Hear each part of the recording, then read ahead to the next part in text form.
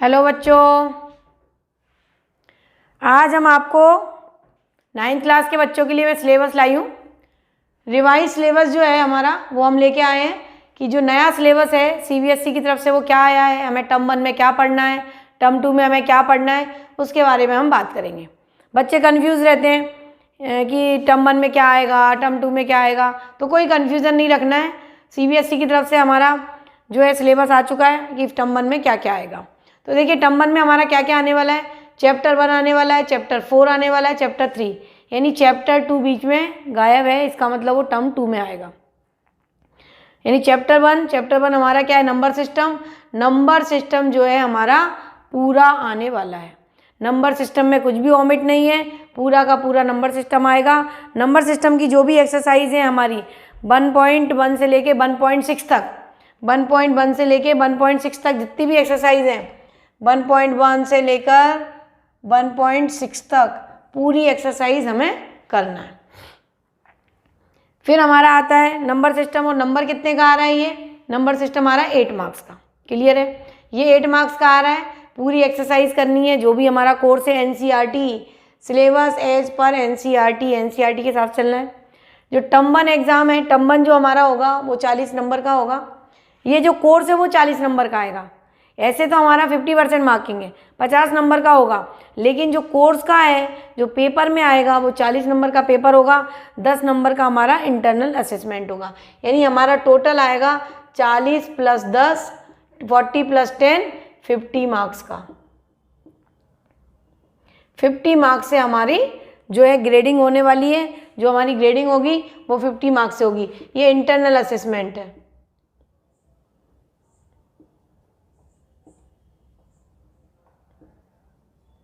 ये हमारा क्या होगा, 10 मार्क्स का इंटरनल असेसमेंट होगा। इंटरनल असेसमेंट से मेरा मतलब है कि जो आपकी स्कूल में टेस्ट होंगे, यूनिट टेस्ट होंगे, जो आपकी कॉपी चेक होंगी, जो आपकी क्लास की कॉपी बनवाई जाती हैं, जो भी आपकी एक्टिविटी होगी, बहुत सारा कुछ टीचर इस क्लास में करवाती हैं, वो सब के जो मार्क्स हैं वो 10 मार्क्स होंगे इंक्लूड, और बाकी 40 मार्क्स जो है हमारा जो कोर्स है उससे हमारे 40 मार्क्स कवर होंगे। टर्म 1 जो है 40 मार्क्स का है, 90 मिनट का पेपर होगा, एमसीक्यू टाइप होगा। टर्म 1 एमसीक्यू टाइप होने वाला है, और ये नवंबर दिसंबर लगभग नवंबर दिसंबर में ख़त्म करने के चांसेस हैं। नवंबर दिसंबर बोला है, कुछ स्कूल वाले पहले भी ले सकते हैं। ये स्कूल पर बेस्ड रहेगा एग्ज़ाम, ये बाहर से पेपर नहीं आएंगे, स्कूल वाले ही इसको पेपर बनाएंगे। तो ये जो है एमसीक्यू है, तो हमें जो तैयारी करनी है वो एमसीक्यू के लेवल से करनी है। देखिए एमसीक्यू क्या होता है, मल्टीपल चॉइस क्वेश्चन होते हैं, जो कि जितने भी कंपटीशन होते हैं सब में मल्टीपल चॉइस क्वेश्चन आते हैं। तो मल्टीपल चॉइस क्वेश्चन में क्या होता है कि जो सब्जेक्टिव बड़े बड़े क्वेश्चंस होते हैं वो देखो 40 मार्क्स हैं, 40 क्वेश्चंस आएंगे।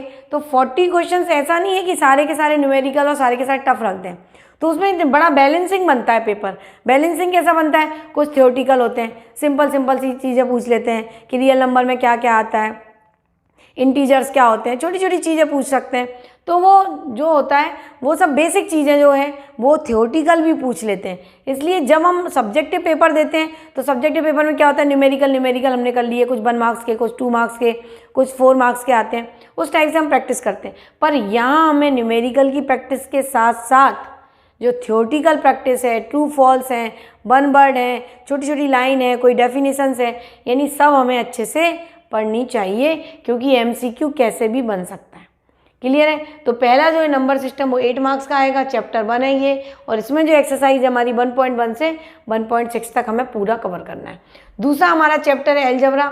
एलजेब्रा में हमारा आ रहा है chapter 4, linear equation in 2 variable. ये चैप्टर 4 है जो एलजेब्रा के नाम से एलजेब्रा में आएगा, ये 5 नंबर का आएगा। और इसमें भी जितनी भी हमारी एक्सरसाइज हैं 4.1, 4.2, जो भी हमारी इसके अंदर एक्सरसाइज आती हैं 4 से लेकर पूरी एक्सरसाइज 4.1 से 4.4 तक, 4.1 से 4.4 तक जो भी हमारी एक्सरसाइज है ये पूरी हमें कवर करनी है इसके अंदर। फिर हमारा आता है कोऑर्डिनेट ज्योमेट्री। ये हमारा चैप्टर 3 है, कोऑर्डिनेट ज्योमेट्री। प्लॉटिंग जिसमें हम करते हैं, पॉइंट्स की प्लॉट करते हैं, लाइंस की बात करते हैं हम, छोटी छोटी पता करते हैं कि ये पॉइंट कौन से क्वाड्रेंट में आ रहा है, ये पॉइंट कौन से क्वाड्रेंट में आ रहा है, बहुत सारी चीज़ें कोऑर्डिनेट ज्योमेट्री में आती हैं। ये हमारा चैप्टर 3 है। और चैप्टर 3 के अंदर जो भी एक्सरसाइज हैं 3.1, 3.2 जो भी एक्सरसाइज हैं वो हमें सारी कवर करनी है, कुछ भी इसमें ओमिट नहीं है। और ये हमारा आएगा 4 मार्क्स का। बहुत ईजी चैप्टर है, सबसे ईजी चैप्टर तो यही होता है, ये 4 मार्क्स का आ रहा है। फिर हमारा आ रहा है ज्योमेट्री। ज्योमेट्री थोड़ा सा टिपिकल होता है, समझने का होता है, अच्छा होता है। तो ज्योमेट्री में हमारा आता है चैप्टर 6 लाइन्स एंड एंगल्स। इसमें समझने की चीज़ क्या है कि जो एक्सरसाइज हैं वो तो पूरी आ रही हैं, लेकिन जो थ्योरम्स हैं, थ्योरम्स केवल 6.1 और थ्योरम नंबर 6.7 ही हमें प्रूफ के फॉर्म में करना है। प्रूफ हमें केवल 2 ही थ्योरम का करना है, 6.1 और 6.7। लिखा हुआ है कि ये प्रूफ है और ये बाकी मोटिव्स हैं, यानी उनको लेके केवल हमें उसके ऊपर क्वेश्चंस करने हैं, उनको समझना है और वो पूरी आने वाली हैं। लेकिन प्रूफ लिखने को केवल 6.1 और 6.7 के ही आते हैं। लेकिन अभी हमारा क्या एमसीक्यू पेपर है, तो एमसीक्यू पेपर में थ्योरम को डायरेक्ट पूछा जा सकता है कि थ्योरम के बारे में पूछा जा सकता है।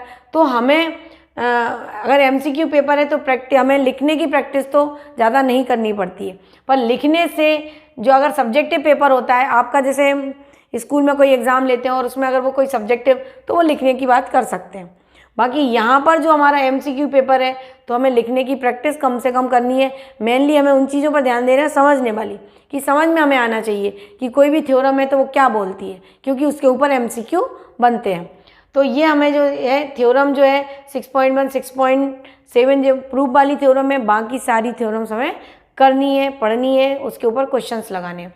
और इसी के अंदर ज्योमेट्री के अंदर आ रहा है 7 चैप्टर ट्रायंगल, यानी ज्योमेट्री के अंदर हमारे 2 चैप्टर हैं, 6 नंबर और 7 नंबर। और ये ज्योमेट्री टोटल आ रही है 13 मार्क्स की।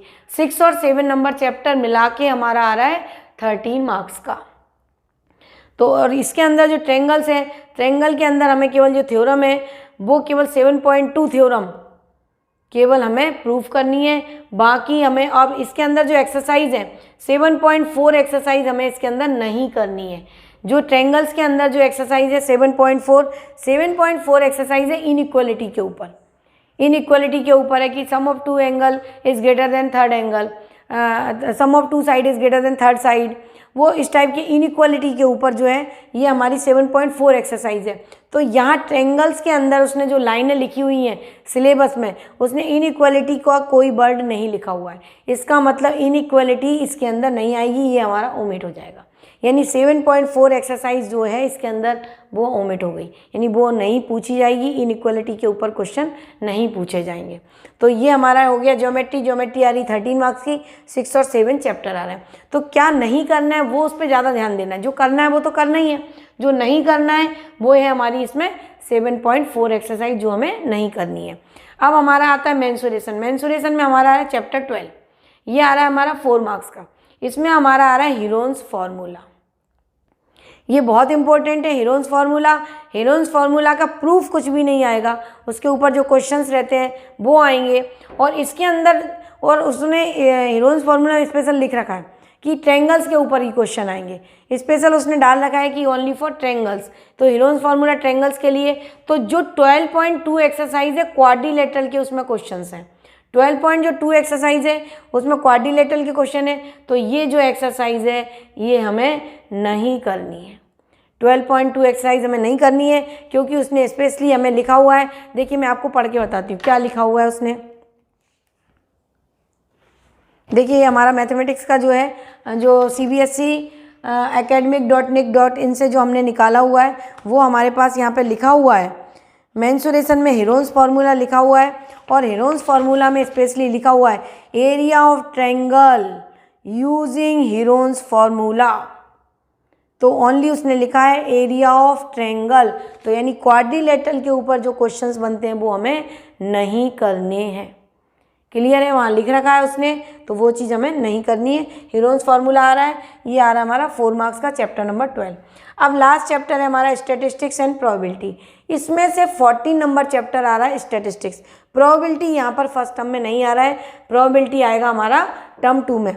यहाँ आ रहा है हमारा स्टैटिस्टिक्स। अब स्टैटिस्टिक्स में देखिए मैं आपको बताती हूँ क्या क्या लिखा हुआ है। Introduction to statistics, collection of data, presentation of data, tabular form, ungrouped and grouped, bar graph और हिस्टोग्राम। इसका मतलब ये है कि central measure of central tendency की बात उसने इस सिलेबस में नहीं की है। इसका मतलब ये है कि स्टैटिस्टिक्स में जो 40 मतलब कलेक्शन ऑफ डाटा की बात कर रहा है, फिर टेबुलेशन की बात कर रहा है, ग्रुप और अनग्रुप की बात कर रहा है, और वो बार ग्राफ और हिस्टोग्राम की बात कर रहा है। इसका मतलब क्या है कि पॉलीगॉन भी नहीं आएगा। हिस्टोग्राम की बात कर रहा है, हिस्टोग्राम के बाद आता है पॉलीगॉन, तो उसने ना तो पॉलीगॉन वर्ड लिखा हुआ है, ना ही मेजर ऑफ सेंट्रल टेंडेंसी का मतलब है mean mode median. Mean mode median की जो एक्सरसाइज है 14.4 है, जो कि हमें नहीं करना है, क्योंकि उसने ये सब चीज़ों के बारे में कोई भी बात नहीं की है। यानी ये जो चीज़ें हैं ये हमें मेजर ऑफ सेंट्रल टेंडेंसी का मतलब है मीन मोड मीडियन हमें नहीं करना है, यानी 14.4 एक्सरसाइज हमें नहीं करना है। क्लियर है? तो ये हमारे देखिए चैप्टर कौन कौन से आ रहे हैं। चैप्टर 1 आ रहा है, चैप्टर 3 आ रहा है, चैप्टर 4 यानी 1 आ रहा है, 3 आ रहा है, 4 आ रहा है, 6 आ रहा है, 7 आ रहा है, और ये 12 आ रहा है, और ये आ रहा है हमारा 14। ये हमारे चैप्टर आ रहे हैं 1, 3, 4, 6, 7, 12 और 14। ये हमारे टर्म 1 के चैप्टर हैं। ये चैप्टर आ रहे हैं। ओमिट क्या चीज़ है वापस से देख लीजिए। ट्रायंगल्स में इनइक्वालिटी ओमिट है, हीरोन्स फार्मूला में क्वाड्रिलेटरल ओमिट है, स्टैटिस्टिक्स में major of central tendency omit है। बाकी जो कुछ भी एक्सरसाइज इसके अंदर है वो सब की सब हमें करनी है, और ये हमारा होगा 50 मार्क्स का, यानी 40 नंबर का तो हमारा ये सिलेबस से आएगा, और 10 मार्क्स हमारे होंगे इंटरनल असेसमेंट। टोटल 50 मार्क्स का होगा, और 50 मार्क्स से हमारी ग्रेडिंग होगी। 50% सिलेबस टर्म 1 में आने वाला है, और 50% जो कोर्स है वो टर्म 2 में आने वाला है। तो आपको टर्म 1 का सिलेबस समझ में आया है, कौन कौन सी एक्सरसाइज करनी है, कौन कौन से चैप्टर करने हैं। फर्स्ट करना है, थर्ड करना है, 4 करना है, 6 करना है, 7 करना है, 12 करना है, और 14 नंबर चैप्टर करना है। क्लियर है? अब मैं इसके बाद लिखती हूँ आपको टर्म 2 का कोर्स, जिससे आपको समझ में आए कि टर्म 2 में हमारा क्या क्या आने वाला है। तो टर्म 1 टर्म 2 दोनों कोर्स समझ लें। तो पहले हमें टर्म 1 पे फोकस करना है। टर्म 1 MCQ है, और टर्म 2 जो है उन्होंने बोला सब्जेक्टिव लेंगे। अगर कोरोना की कंडीशन सही रहती हैं तो टर्म 2 हमारा जाएगा सब्जेक्टिव, और अगर कोई प्रॉब्लम बनती है तो MCQ भी हो सकता है। इसलिए हमें तैयारी तो दोनों तरीके से करनी है, लेकिन टर्म 1 तो हमारा फिक्स है कैसा होगा, MCQ टाइप ही होगा। तो हम आते हैं टर्म 2 की तरफ। देखिए अब ये हमारा है टर्म 2 का कोर्स है। टर्म 2 में भी 40 मार्क्स का ही आएगा, सिलेबस वही है इसमें, लेकिन टाइम 120 मिनट दे रखा है। सब्जेक्टिव टाइप है, मार्च अप्रैल में होने के चांसेस हैं इसके, और 120 मिनट का टाइम है, यानी 2 घंटे का टाइम है, और पेपर सब्जेक्टिव होगा, इसलिए टाइम उन्होंने 120 मिनट दे रखा है। अब ये कैसा होगा, अभी तो जो आया है उसके हिसाब से अपन बात कर रहे हैं, कैसा होगा वो तो आगे आने वाला समय बताएगा। बाकी हमें जो तैयारी करनी है वो क्या क्या करनी है। एलजेब्रा, इसमें भी एलजेब्रा का पार्ट आएगा, लेकिन इसमें चैप्टर 2 आएगा पॉलिनोमियल, और पॉलिनोमियल में बहुत सारी चीज़ें हैं। पॉलिनोमियल में जीरोज ऑफ द पॉलिनोमियल है, फैक्टर थ्योरम है, फिर एक्सपोनेंट वाला पार्ट भी है, फैक्टराइजेशन भी है। यानी इसमें जो एक्सरसाइज है 2.1, 2.2, 2.4, 2.5, एक बीच की मैंने यहाँ पर कट लगा रखा है, बीच की एक्सरसाइज पर कट लगा रखा है, क्योंकि यहाँ जब हम कोर्स की बात करते पढ़ते हैं तो वहाँ रिमाइंडर जो थ्योरम है, रिमाइंडर थ्योरम वर्ड का उसने कोई यूज़ नहीं किया है। जब रिमाइंडर थ्योरम का यूज़ नहीं किया है तो जो इसकी एक्सरसाइज है उसकी भी हम बात नहीं करेंगे। यानी फैक्टर थ्योरम आ रहा है, जीरोज आ रहा है, वो सारी चीज़ें इसके अंदर आ रही हैं, लेकिन यहाँ पर रिमाइंडर थ्योरम देखिए मैं आपको पढ़ के भी दिखा देती हूँ। उसने यहाँ पर CBSE का जो सिलेबस है उसमें उन्होंने क्या लिखा है। उन्होंने यहाँ पर लिखा हुआ है कि पूरा अपने को degree of polynomial, coefficient of a polynomial, monomial, binomial, trinomial, linear, quadratic, cubic, zeros of a polynomial, factorisation, ABC are real number and cubic polynomial using the factor theorem.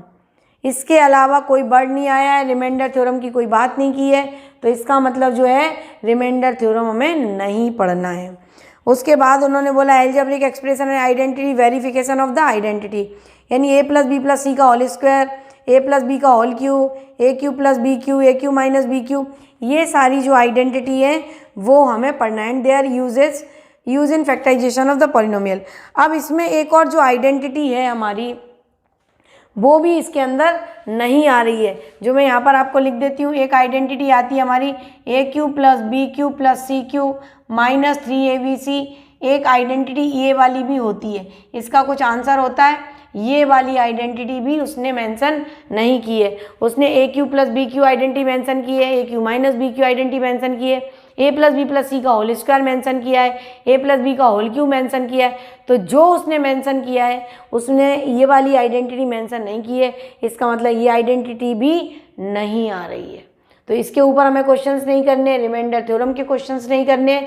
जो भी हमारी एक्सरसाइज के अंदर इस टाइप का pattern आएगा, इस type के क्वेश्चन आएंगे, वो हमें ओमिट करके चलना है, ठीक है। अब हमारा आता है ज्योमेट्री, और ये एलजेब्रा जो है ये आ रहा है हमारा 12 मार्क्स का। एलजेब्रा हमारा आ रहा है 12 मार्क्स का, इसमें आ रहा है चैप्टर 2, क्लियर है। ज्योमेट्री हमारा आ रहा है, ज्योमेट्री में क्या क्या आ रहा है, चैप्टर 8 आ रहा है। अब इसमें देखिए चैप्टर 8 में क्या हमारा क्वाड्रिलेटरल, तो क्वाड्रिलेटरल की 2 एक्सरसाइज है 8.1 8.2 ये पूरी करनी है। थ्योरम जरूर है, थ्योरम जो है मैंने आपको पहले ही बताया कि चैप्टर पूरा करना है, एमसीक्यू पेपर है, ये सब्जेक्टिव पेपर है, तो यहाँ पर थ्योरम को लिख के प्रैक्टिस करनी है। यहाँ पर थ्योरम को लिख के प्रैक्टिस करनी है। यहाँ पर 8.1 जो है थ्योरम है वो हमें लिख के प्रैक्टिस करनी है। और यहाँ पर सर्कल में 10.1 और 10.5 हमारी एक्सरसाइज आ रही है। और यहाँ पर भी एक ही थ्योरम का प्रूफ आ रहा है, जो कि मैं आपको बताती हूँ कौन सी थ्योरम आ रही है हमारी। सर्कल में जो प्रूफ करना है वो थ्योरम 10.1 करना है। जो थ्योरम करनी है हमें सर्कल में वो 10.1 थ्योरम करनी है, हमें 10.1 थ्योरम करनी है प्रूफ। इसमें हमें थ्योरम करनी है 8.1 और 10.1। ये जो है सर्कल के अंदर थ्योरम बहुत सारी है, लेकिन जो प्रूफ लिख के देखना है, प्रैक्टिस करनी वो ओनली 10.1 का है। क्वाड्रिलेटरल में जो करनी है प्रैक्टिस वो 8.1 की है। वहाँ पर जब हम एनसीईआरटी देखते हैं तो थ्योरम के ऊपर नंबर लिखे रहते हैं, थ्योरम नंबर 8.1, थ्योरम नंबर 8.2, तो हमें कौन सी थ्योरम करनी है, 8.1 थ्योरम करनी है। यहाँ सर्कल में 10.1 का प्रूफ करना है, बाकी हमें पढ़ना सारी है, समझना सारी है, क्लियर है। अब इसमें आता है हमारा कंस्ट्रक्शन की 2 एक्सरसाइज है, दोनों हमें कंप्लीट करनी है, 11.1 और 11.2। सरफेस एरिया वॉल्यूम जो है, सरफेस एरिया एंड वॉल्यूम। अच्छा, यहाँ पर जो है एक और चैप्टर इसके अंदर आता है ज्योमेट्री में, एरिया ऑफ पैरेललोग्राम। ये हमारा चैप्टर आ ही नहीं रहा है, उसने एरिया ऑफ पैरेललोग्राम की कोई बात नहीं की है पूरे सिलेबस के अंदर। तो चैप्टर नंबर 9 में आता है एरिया ऑफ पैरेललोग्राम, यानी ये पूरा चैप्टर यहाँ पर ओमिट है। चैप्टर नंबर 9 हमें पढ़ना ही नहीं है, ना ही फर्स्ट टर्म में दे रखा है और ना ही ये सेकेंड टर्म में। सर्कल हो गया, यानी इसमें हमारा ज्योमेट्री में आ रहा क्वाड्रिलेटरल, सर्कल और कंस्ट्रक्शन, और बाकी जो था हमने पढ़ा था वो ट्रायंगल्स, लाइन्स, एंगल्स हमारा आ गया था टर्म 1 में। अब हमारा आ रहा है मेंसुरेशन, ये हमारा आएगा 9 मार्क्स का, ज्योमेट्री आएगा हमारा 15 मार्क्स का। मेंसुरेशन में आ रहा है चैप्टर 13, चैप्टर 13 में दे रखा है सरफेस एरिया एंड वॉल्यूम। काफ़ी एक्सरसाइज है इसकी, 13.1 से 13.8 ये हमें पूरी करनी है। सरफेस एरिया वॉल्यूम पूरे फॉर्मूले करने हैं, सरफेस एरिया के फॉर्मूले, वॉल्यूम के फॉर्मूले, और इसमें पूरा कोर्स है जो हमारी बुक में दे रखा है, क्यूब, क्यूबॉइड, सिलेंडर, कोन, सब कुछ, स्फीयर, जो भी हमारी बुक में है, यानी पूरा करना है और पूरी एक्सरसाइज करनी है। स्टैटिस्टिक्स लास्ट चैप्टर आ रहा है हमारा, स्टैटिस्टिक्स एंड प्रोबेबिलिटी। अब इसमें आ रहा है चैप्टर 15 प्रोबेबिलिटी। तो जो हमारी बुक में प्रोबेबिलिटी की एक्सरसाइज है वो हमें लगानी है, बहुत ईजी है। इवेंट्स वाली हमें प्रोबेबिलिटी है तो वो इजी जो है वो हमें पूरी लगानी है, एक ही एक्सरसाइज है इसकी प्रोबेबिलिटी की, वो हमें करनी है। ये हमारा है स्टैटिस्टिक्स, हमारा आ गया टर्म 1 में, और प्रोबेबिलिटी आ रही है हमारी टर्म 2 में, ये आ रहा है 4 मार्क्स का। ऐसा अगर पूरा सिलेबस को ऐड करें तो ये हमारा आ रहा है 40 मार्क्स का। 10 मार्क्स जो है इंटरनल असेसमेंट के, यानी टोटल पेपर है हमारा 50 मार्क्स का। 50 मार्क्स से हमारी जो ग्रेडिंग आने वाली है। और ग्रेडिंग सिस्टम जो है वो भी समझाया हुआ है सीबीएसई ने कि कैसे हमारा ग्रेडिंग सिस्टम रहेगा, तो वो आपको ज़्यादा टेंशन करने की ज़रूरत नहीं है ग्रेडिंग सिस्टम का। वो सब स्कूल वाले आपके मार्क्स आएंगे उस हिसाब से निकाल के आपको वो ग्रेडिंग देंगे। तो ये हमारा कोर्स हो गया 50% टर्म 1 में, 50% टर्म 2 में। दूसरी चीज़ मैं आपको ये बोलूँगी कि अगर हमें कॉम्पिटिशन देना है तो कोई जो भी चीज़ें यहाँ पर ओमिट वो करवा देते हैं एग्ज़ाम के हिसाब से, बोर्ड एग्ज़ाम के हिसाब से, लेकिन ये सारी चीज़ें इंपॉर्टेंट होती हैं। तो अगर जो बच्चे कंपटीशन की तैयारी करते हैं, साइंस स्ट्रीम में जाने वाले होते हैं, जिनका भी मैथ से रिलेटेड कोई भी कोर्स होता है, तो उन्हें ये सारी चीज़ें जो ओमिट हैं वो भी कर लेना चाहिए। ये आगे आने वाली क्लासेस में भी काम आती हैं, बोर्ड एग्ज़ाम में नहीं आएगी पर कंपटीशन वगैरह में आगे जाके काम आती है। तो अगर आपके पास टाइम रहता है और आपको लगता है कि समय है मेरे पास, तो आपको कर लेना चाहिए। तो ये हमारा हो गया टर्म 1 और टर्म 2। और इसमें कोई भी डाउट अगर आपको रह जाता है तो आप मेरे से कमेंट्स करके पूछ सकते हैं कि कहीं कोई प्रॉब्लम है, वो आप पूछ सकते हैं। अब इसमें एक और चीज़ मैं आपको पढ़ के बताती हूँ, यहाँ जो कोर्स है हमारा उसमें मैं पढ़ के बताती हूँ यहाँ क्या लिखा हुआ है। बुक्स की वो बात करता है, तो बुक्स की जो बात करता है वो क्या है, देखिए हमें कोई बहुत ज़्यादा बुक्स नहीं पढ़नी है। यहाँ पर ये पीछे मेंशन किया हुआ है उन्होंने बुक्स की, प्रिस्क्राइब्ड बुक्स। तो इसमें बुक्स लिखी है उन्होंने एनसीईआरटी की टेक्स्ट बुक। टेक्स्ट बुक का हमारा मतलब है, मैं यहाँ पर बुक बता देती हूँ, ये सभी के स्कूल में चलने वाली बुक है, ये इसको बोलते हैं टेक्स्ट बुक। तो ये जो बुक है ये चलने वाली बुक है, ये हमें करनी है, इसी के हिसाब से ये सिलेबस हमने लिखा है। लेकिन दूसरी चीज़ उसने नीचे एक और बुक लिख रखी है, mathematics exemplar problem for class 9th NCERT publication. तो देखिए एग्जाम्पलर प्रॉब्लम जो बुक होती है वो क्या होती है, ये एग्जाम्पलर प्रॉब्लम बुक होती है। और ये जो बुक है और ये वाली जो बुक है, ये दोनों बुक ही हमारी एनसीईआरटी की बुक है। तो ये दोनों बुकें हमें करनी चाहिए। जो भी हमारा कोर्स है, जो भी हमारा सिलेबस डिफाइन है, वो सारा का सारा इन दोनों बुक से हमें करनी चाहिए। और दूसरी चीज़ एक और है कि गवर्नमेंट ने फर्स्ट टर्म में क्या बोला कि एमसीक्यू आएंगे, तो एमसीक्यू आएंगे तो गवर्नमेंट की ये वाली बुक है, अगर आप जिन भी बच्चों के पास है नहीं है तो आप परचेज़ कर सकते हैं। ये जो गवर्नमेंट की बुक है इसमें एमसीक्यू दे रखे हैं। एनसीईआरटी में जो हमारी बुक है उसमें फिल इन द ब्लैंक्स दे रखे हैं, ट्रू फॉल्स दे रखे हैं, लेकिन इसमें तो एमसीक्यू अलग से दे ही रखे हैं। तो ये जो बुक है, देखिए नंबर सिस्टम में आपको बताती हूँ कितने एमसीक्यू दिए हैं। 1.1 एक्सरसाइज में उन्होंने जो है कम से कम 21 एमसीक्यू दे रखे हैं, 21 एमसीक्यू।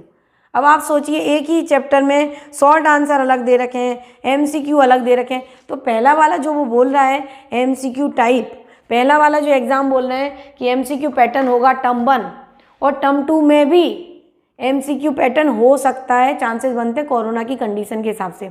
सब्जेक्टिव अभी बोला है, सब्जेक्टिव में भी वो एमसीक्यू और 1 वर्ड डालते ही डालते हैं। तो ये जो हमारी बुक है, हमें कोई एमसीक्यू के लिए भटकने की ज़रूरत नहीं है। बच्चा अभी बहुत परेशान है कि एमसीक्यू की तैयारी कैसे करें, एमसीक्यू कैसे करें, क्या करें, कोई भटकने की ज़रूरत नहीं है। गवर्नमेंट की बुक है, एनसीईआरटी की बुक है। और ये प्रिस्क्रिप्शन जो मैंने आपको बोला, जो हमने गवर्नमेंट ये CBSE academic.nic.in से जो हमने कोर्स निकाला हुआ है, जो गवर्नमेंट ने आपको टर्म 1 टर्म 2 में कोर्स डिसाइड करके दिया है, CBSE की तरफ से जो आया है, उसमें ये दोनों बुकों के नाम लिखे हैं, ये दोनों बुकों के नाम लिखे हैं, ये दोनों बुकें। तो इस बुक में बहुत सारे एमसीक्यू हैं, हर चैप्टर के एमसीक्यू उसने दे रखे हैं। तो तभी तो गवर्नमेंट ने एमसीक्यू आपको बोला है। तो आपको कोई भी डिफरेंट बुकें करने की ज़रूरत नहीं है। आप अगर इस बुक से करते हैं और सारे चैप्टर्स के कंसेप्ट क्लियर करके चलते हैं, एक एक लाइन से आप पढ़ाई करते हैं, आपको डेफिनेशन अच्छे समझ में आती है, आपको थ्योरम समझ में आती है, उसी के ऊपर एमसीक्यू बनेगा। एमसीक्यू अलग हटके थोड़ा ना आते हैं, इसलिए ज़्यादा परेशान होने की ज़रूरत नहीं है। आप ये गवर्नमेंट की जो दोनों बुकें हैं उनको ही आपको लगाना है और मेरे साथ बने रहेंगे तो मैं हर टाइप के, हर चैप्टर के आपको एमसीक्यू की भी प्रैक्टिस कराऊंगी। छोटी छोटी चीज़ें, छोटे छोटे कंसेप्ट हम बताते हैं, हर एक लेक्चर में मैं बताती हूँ। मेरा हर लेक्चर ऐसा होता है कि पहला बेसिक, उसके बाद क्वेश्चंस पर आते हैं। तो जो बेसिक है तो बेसिक से क्वेश्चंस बनते हैं, तो आपके क्लियर हो जाते हैं, आप एमसीक्यू बना सकते हैं। और बाकी मैं एमसीक्यू की भी प्रैक्टिस करवाती हूँ, तो आप मेरे साथ बने रहेंगे तो ये सारी चीज़ें आपकी क्लियर होती जाएंगी। और आगे मैं नेक्स्ट लेक्चर में आपको साइंस का भी सिलेबस डालने वाली हूँ कि साइंस में क्या ओमिट है और क्या आने वाला है, तो वो भी मेरे साथ आप बने रहिए, तो आपको उसकी भी जानकारी मिल जाएगी। और एमसीक्यू को बच्चा बहुत डरा हुआ है कि एमसीक्यू कैसे करें, तो वो बच्चों आपको टेंशन करने की बिल्कुल ज़रूरत नहीं है। मैं जो आपको गाइड कर रही हूँ, आप उसके हिसाब से चलेंगे तो आपको एमसीक्यू का कोई भी टेंशन करने की ज़रूरत नहीं पड़ेगी। तो आप मेरे साथ बने रहिए। Thank you.